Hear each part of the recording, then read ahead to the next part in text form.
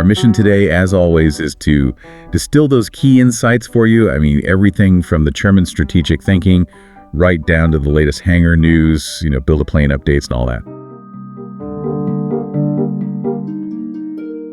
Okay, let's jump straight in then. Page 3, the chairman's column. Ray Burroughs' MBE kicks off, and he's quite upfront, isn't he? Says getting this issue of Airmail out was a mad rush. Yeah, you can understand why. European Heritage Open Days had just finished, which must have been exhausting for everyone, and then the publisher was away as well. Exactly.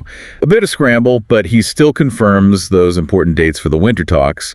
David Matthews on the Air Training Corps, for instance. And crucially, those talks are happening at CIYMS in Hollywood. Right, not the hangars. And the reason is pure gold. The hangar temperatures are apparently becoming Baltic. Huh. Yes, Baltic. Freezing cold. It makes perfect sense. These volunteers work incredibly hard, keeping them, reasonably comfortable during the winter. Seems pretty essential. Absolutely. Now, moving to something quite prestigious. Ray mentioned the 85th anniversary commemoration of the Battle of Britain. Held at Parliament Buildings, Stormont. Big event. And the guest speaker was Air Chief Marshal Harve Smith. That's quite significant, isn't it? It really is. He's the first Ulsterman to become Chief of the Air Staff. A huge honor for the region and for him to be there. And he paid the UAS collection a massive compliment, calling it one of the best aviation collections in the world. High praise indeed. Definitely. But Ray rightly points out the really big news operationally was that EHOD weekend. Spectacular numbers. Deepest thanks from the chairman to all the volunteers, especially the new faces who helped out. And they needed them, particularly on the Sunday. The weather was, his word was horrible. Yeah, continuous heavy showers from lunchtime onwards, apparently. Yet despite that, over 7,200 visitors across the 2 days. 7,200, that's a new record, isn't it? It is. A fantastic achievement. But how did they cope with the rain? I mean, having crowds in wet weather is tricky. The column mentions they had to move the Tucano and the Alouette. That's right, into Hangar 2 on the Sunday. A smart move. It meant they could keep the cockpits open and accessible, keep people engaged, despite the downpour outside. Must have been quite the logistical shuffle mid-event. Shows good planning, being able to react like that. Absolutely. And interestingly, the chairman pivots from that sort of on-the-ground success to bigger infrastructure questions. Ah, yes, the Belfast City Airport Development Plan. It's proposing, yet again, a rail link. And an increased flight cap from 47,000 up to 61,000 flights. But Ray sounds, pretty skeptical about the rail link idea, doesn't he? He says it keeps coming up for both City and Alder Grove airports, but always seems to stall on cost. He does. And he floats a much simpler, cheaper idea for the city airport. Just a platform on the existing line, a covered moving walkway, maybe 200 meters. Easy. And then he asks that pointed question. Yeah. Does the airport really want a convenient rail link? Or is the potential loss of car parking revenue, a major factor in it never quite happening?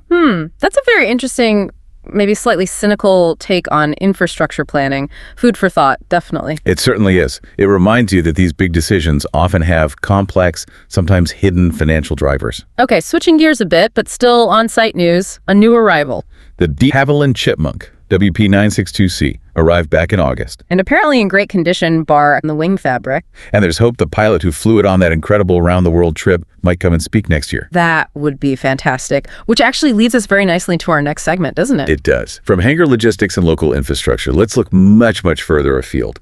Part 3 of our look at the Space Shuttle Discovery. Discovery, the real workhorse of the fleet, wasn't she? The oldest, most traveled of the 3 orbiters left. 33 trips to space.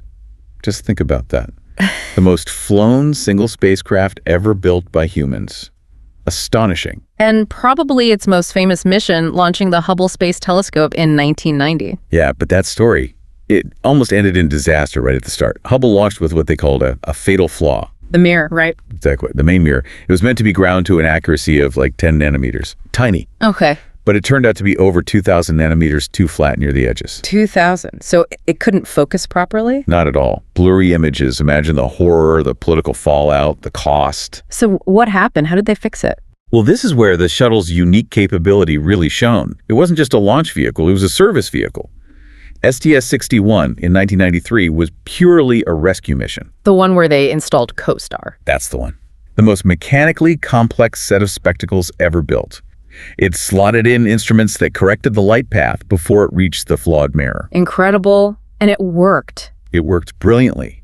And look at Hubble now. Planned for 15 years, it's been going for over 30, maybe even reached the mid-2030s.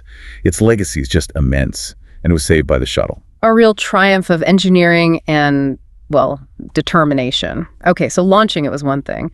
What about getting Discovery back home? The landing sounds terrifying. Oh, it is. You've got this vehicle traveling at, what, 17,000 miles per hour in orbit, and you need to slow it down to land on a runway. But you only have tiny little orbital engines, the OMS pods, for the initial deorbit burn. After that, it's all atmosphere. Just using air resistance. Atmospheric drag. But it's incredibly tricky. You have to hit this narrow re-entry corridor. Too shallow, you bounce off the atmosphere. Like skipping a stone on water. Exactly. Too steep, and you hit the thicker air too fast, too hard, and it burns up or breaks apart.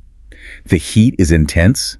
Peak heating hits 1,600 degrees Celsius. How does anything survive that? That's where the thermal protection system, the TPS, comes in. You've got the reinforced carbon-carbon, or RCC, on the nose and wing leading edges where it's hottest. Right. But the belly, the underside, is covered in those famous black tiles. Over 20,000 of them. And they're special somehow, aren't they? Not just ceramic. They're amazing. By volume, 90% of each tile is just empty space. Air. So they're incredibly light, very light, and crucially, it makes them terrible conductors of heat. That trapped air, or near vacuum, act as an incredible insulator. You could literally hold one edge while the other side glows red hot. Wow. Okay, so they survive the heat, but then they have to actually land. It was nicknamed the flying brick, wasn't it? Because it glides so poorly. It does. It has wings, but its glide ratio is dreadful compared to an airliner. So coming down from that hypersonic re-entry, they need to lose altitude fast, but without building up too much speed or drag in the lower, thicker atmosphere. How do they manage that? With something called roll reversals. 4 huge, sweeping, almost drift-like turns. Drifting. In space. They roll the shuttle almost onto its side, maybe 80 degrees or so. This converts the wing's upward lift into a sideways force. I see. So instead of lifting up, it forces the shuttle sideways and downward. Precisely. It allows the commander to manage the descent rate really effectively, bleeding off energy and altitude while staying within that tight corridor, without needing huge air brakes, which would just burn up at those speeds. That sounds incredibly skillful. Hugely. And remember, the final approach and landing are completely unpowered. It's a glider. No engine thrust at all. None. The commander has literally one shot to get it right. The glide slope is incredibly steep, maybe 20 degrees, compared to about 3 degrees for a typical airliner. 20 degrees, that's like aiming for the runway threshold from a great height. It is. They drop the landing gear really late, only about 300 feet up, to minimize drag for as long as possible. And those tires. Single use on the main gear. The forces involved are just too high. They even had special training aircraft, didn't they, to simulate how badly it flew? That's right, modified Gulfstream II jets. They had to fly them with landing gear down and engine thrust reversers partially deployed just to mimic the shuttle's awful glide characteristics. An icon of engineering. Now, shall we bring it back down to Earth and a bit closer to home? Back to Ulster and part 25 of the short Stirling story. Focusing here on machines built, well, assembled, at Aldergrove, flying with 7th Squadron out of Oakington during the Second World War. And Ray picks out one particular Stirling, N6073, coded MGY. Calls it a bit of a rogue aircraft. It certainly seemed to have a share of problems. The logbook sounds like a catalog of issues. Bogged down in mud while taxiing? Not a great start. No. Then repeated engine trouble, needing constant repriming, which is manually pumping fuel back into the system. Suffered a dual engine failure near the enemy coast once. Transmitter failures, problems with the exactor engine controls on both port engines. It just seemed plagued by mechanical gremlins. A cursed aircraft, as he put it. But its final flight. That's quite a story, isn't it? It is. May 19th, 1942, piloted by Sergeant F. Tompkins, made sure his 6 crew members could bail out safely over Germany. They became prisoners of war. And he went down with the aircraft. He did. Crashed near Nummular. An incredible act of bravery ensuring his crew survived. Tragic, but heroic. Are there stories of other Aldergrove Stirlings in this issue? Yes, a couple more are mentioned. N6074, MGG. Sadly, lost on its very first operation in March 42. Couldn't find the target, got lost on the way back. 4 crew bailed out over land, but 3 had to ditch in the sea off Barmouth. Oh dear. And the other? N6075, MGA. This one had a moment of success. During a raid on Dortmund in April 42, its gunners actually shot down a Luftwaffe night fighter. probably a Ju-88. They saw a crash. But unfortunately, its luck didn't hold either. It was later transferred to a training unit, 101 conversion flight, crashed during a cross-country training flight in July 42. All 8 people on board were killed. And speaking of service and sacrifice, there's also an obituary in this issue for Squadron Leader Norman Browne, DFC. A Belfast man. That's right. Served in the Fleet Air Arm first, flew Sea Vixens, then converted to the Buccaneer. And his Distinguished Flying Cross came from the first Gulf War, didn't it? Yes, specifically for his work with the Pave Spike Laser Designator Pod and Paveway laser-guided bombs on the Buccaneer. He led the trials and then flew operational missions, achieving exceptional results. The citation called him the most outstanding navigator and a magnificent leader under fire. Quite a tribute. A remarkable career and a reminder of the expertise developed through that kind of service. That theme of skill and perhaps adventure connects nicely to the book review, doesn't it? It does indeed. Chipmunks Around the World, a limited edition book from 1998 by Squadron Leader Tony Cowan. And the UAS library actually has a copy. Yes, number 975, signed by all 3 pilots who did the trip. And the review is particularly relevant now because the UAS has just acquired one of the very Chipmunks that took part. That's WP-962C, the one that arrived in August. Exactly. So the book details this expedition called Northern Venture back in 1997. They flew one of these de Havilland Chipmunk TMK-10s, the same type used by Queen's University Air Squadron here for years, on an incredible 16,000-mile journey.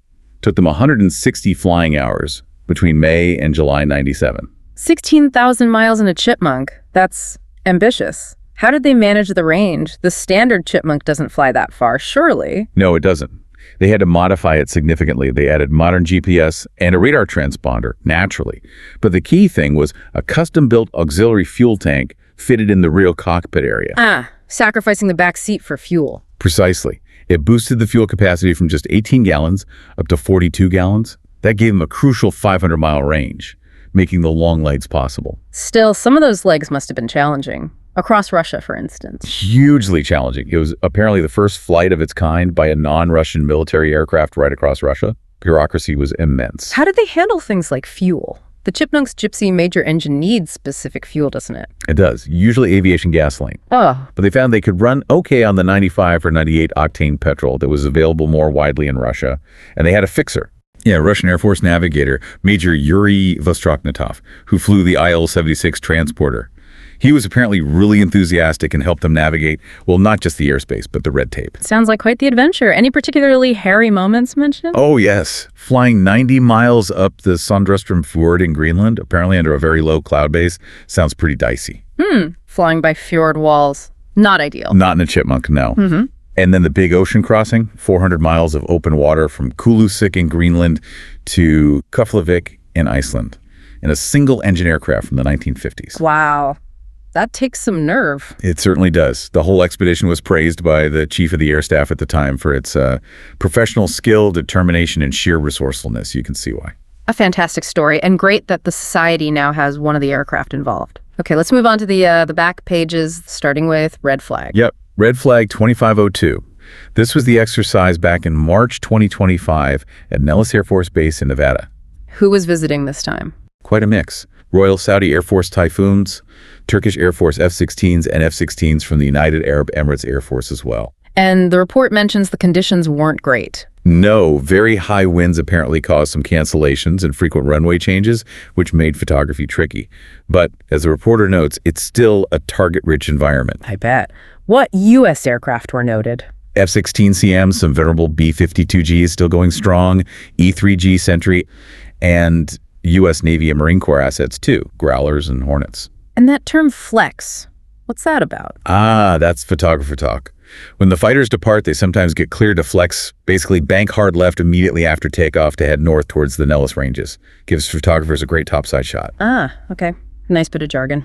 Right, back to Ulster now, heritage happenings. Let's review the EHOD success again. Well, alongside the record numbers, the report highlights the exhibitors who made it special. The Rock Choir, the Royal Irish Reserves, the Wartime Living Heritage guys. Johnny McNee's Aviation Archaeology display, the 501st Legion Star Wars characters, always popular. Absolutely.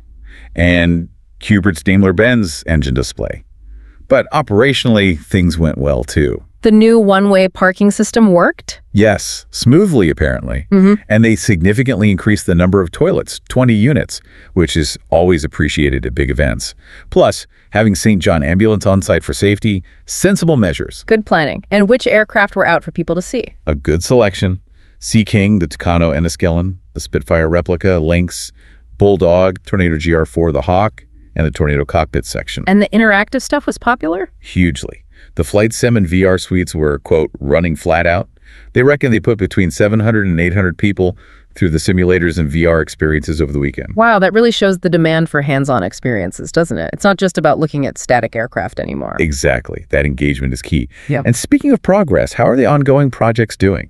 Well, the Hangar 2-door refurbishment is moving along, panels are up, but the really exciting bit is the NI School's Build-A-Plane project. Ah, yes, the RV-12. What's the latest? Big news from September 19th. They did the trial fitting of both wings. Both wings on. It must really be starting to look like an airplane now. It must, although there's a note of caution. The potential postponement of the 2026 air show might affect its first flight plans. We'll have to see. Yeah, that would be a shame if it impacts the timeline. Fingers crossed for that. And finally, just circling back to that Battle of Britain event at Stormont, the report gives more detail on the RAF aircraft involved. Right, not just the dignitaries, but the actual flying. 2 RAF Typhoons flew into Belfast International, flew up the river band. The Red Arrows display over Stormont itself was curtailed, apparently. But the highlight for many must have been the Battle of Britain Memorial Flight Lancaster. Did it make it over? It did. On the Friday evening, it performed 3 passes right over the Stormont buildings,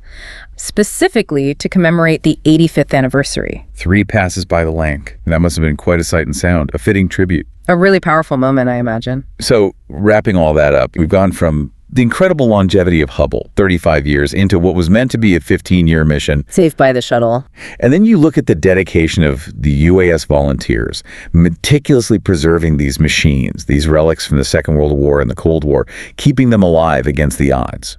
It makes you wonder, doesn't it? Wonder what? Thinking about that theme of preservation and legacy, what scientific instruments or mechanical marvels that exist today will still be around, still be relevant, maybe even cornerstone pieces of heritage 50 or 60 years from now? Which things will defy their planned obsolescence, like Hubble, or be cherished like those Stirlings and Chipmunks? That's a great thought to end on. And if you've been listening to this deep dive and you're not actually a member of the Ulster Aviation Society yet, well, why not join? Head over to the membership page on a UAS website. That's ulsteraviationsociety.org. We hope you'll join us again next month for another deep dive into fascinating stories from the world of aviation.